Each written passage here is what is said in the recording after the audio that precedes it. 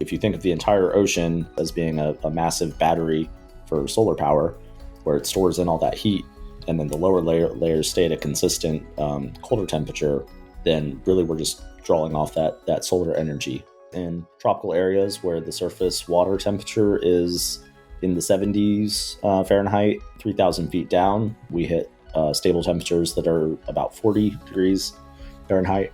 And when you pump up that water from 3,000 feet down and run it through a heat exchanger, then you can generate 24/7 electricity. Theoretically, if these were all around the tropical regions and we could move the power, it would power the world.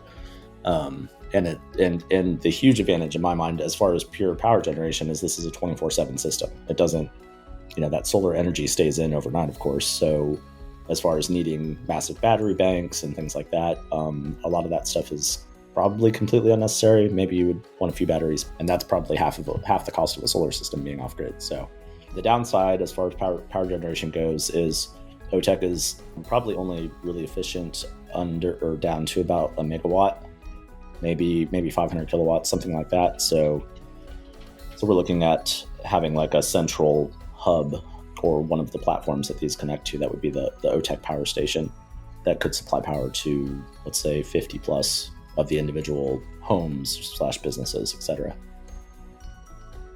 As everything in the ocean, minerals tend to sink down. And once you get down to a few thousand feet, you get this deep sea water that has a lot more minerals in it. And so that's incredible for aquaculture. That cold water, when it runs through that cycle, it's really easy to desalinate it. So it's a really efficient way to create clean water, which is not only needed on floating seasteads, but by most of the rest of the world at this point. So if we figure out an efficient way to do that, then that'll benefit a lot of people in the world.